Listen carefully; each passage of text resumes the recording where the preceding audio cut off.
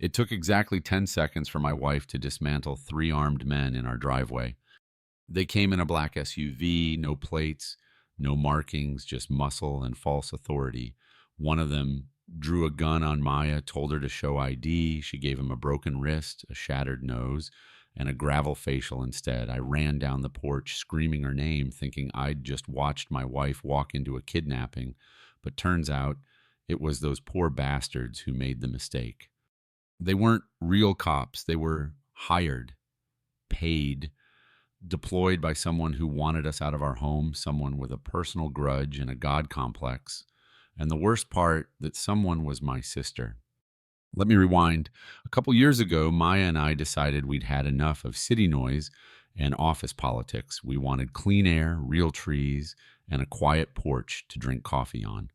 So we bought a cabin out near Pinewood Ridge, 10 acres of untouched forest at the edge of what locals called HOA hell. That wasn't its real name, obviously, but the homeowners association over at Cedar Crest Estates might as well have been its own monarchy. And the queen? Eleanor Vance, my sister, or as I came to know her, Queen Karen. Eleanor ran that neighborhood like a private empire. Weekly inspections, lawn height citations, even dictating paint shades for window trims. That's why I didn't tell her when we bought the cabin. I knew she'd show up eventually, and boy, did she. First time she visited, she stood on our porch like she was inspecting a barn animal at auction. Rustic, she said, nose wrinkling. One hopes you'll be considerate of the community aesthetic. I laughed at the time, thought she was just being her usual overbearing self, but I didn't realize what she'd do when someone like Maya challenged her power. The first shot came subtle, a chainsaw on a Thursday morning. I was sipping my coffee, watching the mist curl off the trees when the growl of machinery split the air. I followed the sound, and there they were, four guys from Oak Crest Landscaping, cutting down a tree that had been standing there for 80 years on our side of the line. I shouted at them to stop. One guy, a thick-necked foreman chewing tobacco, just grunted, "Orders from Mrs. Vance, says it blocks the new development view." Maya came out of the house calm as Sunday. Flannel shirt, jeans, hair still damp from her shower. No yelling, no drama.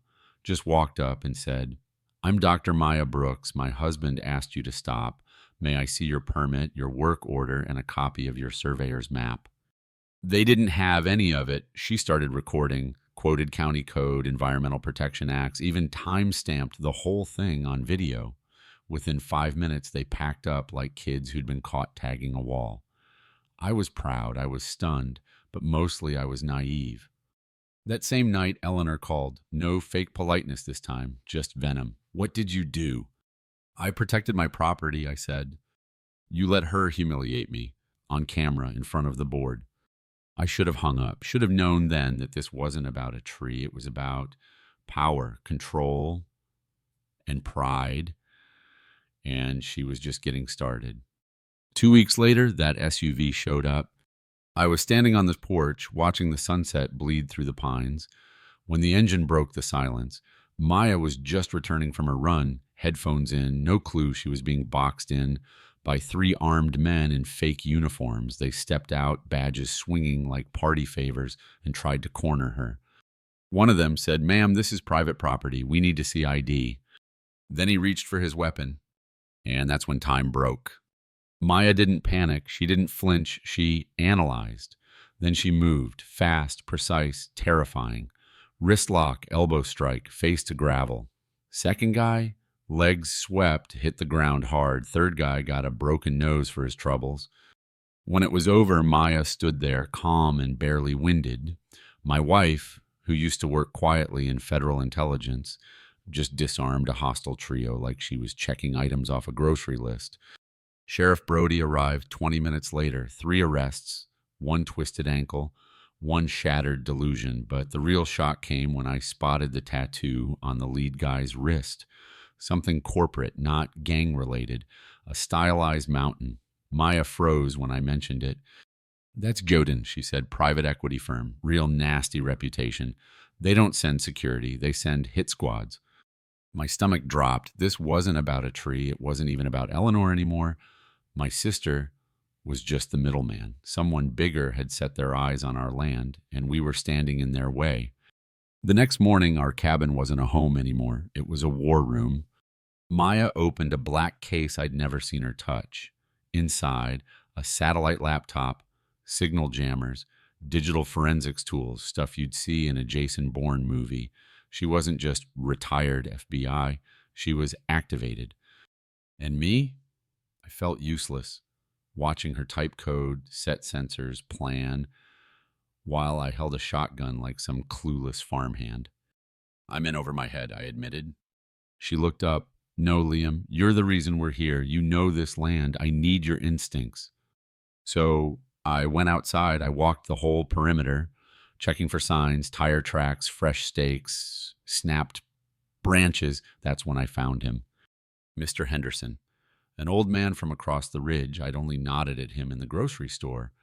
But today, he had something to say. Your sister's been trying to get this land for years, he whispered. Before you, it belonged to a man named Arthur Finch, geologist, stubborn. Said he found something big under the soil, cobalt, lithium, rare earth stuff. He refused to sell. What happened to him? Heart attack, they said. But he hiked these hills every day, stronger than me, never sat right with me.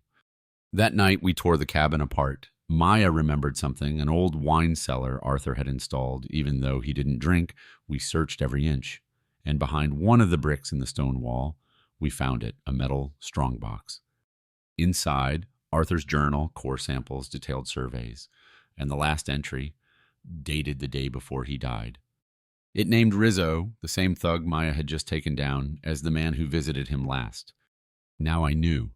This was never about property lines. This was a corporate land grab, cloaked in HOA bureaucracy and family pettiness, and Arthur Finch had died for it. Just as that sunk in, the lights went out. Maya's voice cut through the dark. They've breached the eastern line. Get the box. Go to the cellar. She stayed up top. I bolted down, wedging the door shut, hearing her rack her pistol upstairs. Our cabin, our sanctuary, had become a kill zone. They came fast, broke in through this kitchen. I heard glass shatter, wood crack. I was still gripping my shotgun when one of them came down the hall, crowbar in hand, silhouette against the moonlight. He saw me. I fired. The blast shook the walls. The man vanished in a burst of sound and smoke. Then came Rizzo. He tackled me, knocked the gun away, nearly broke my jaw against the fireplace. But then, Maya. She slammed into him like a freight train. They fought, harder, messier than before. No technique, just rage and desperation. But in the end, she won. He hit the floor, out cold. I barely caught my breath before Maya picked up an earpiece off his vest. A voice crackled through. Bravo team, status report. Do you have the asset? No answer. Then, Alpha team, proceed. Confirm asset retrieval, execute. Maya looked at me. Second wave? They're already here? She shoved the box into my arms. Get back down there. Barricade. Do not open this door.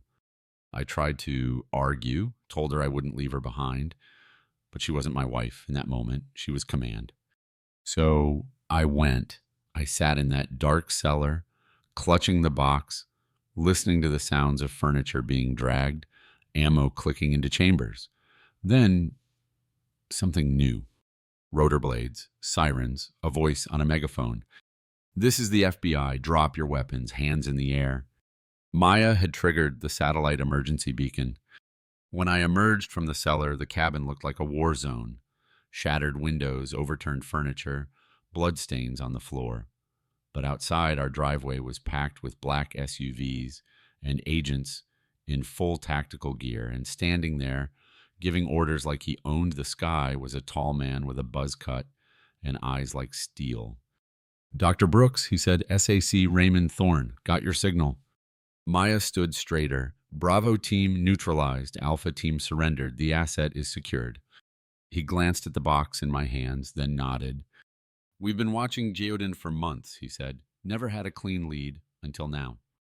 That same morning, federal agents raided Eleanor's house, confiscated documents, servers, arrested her in a silk robe at 7 a.m. Her HOA empire crumbled in under 24 hours. Geodin, fined into oblivion, CEO indicted. Their reputation tanked. And me, I just stood on the back porch later that week, looking out at the woods, same trees, same breeze, but nothing felt the same.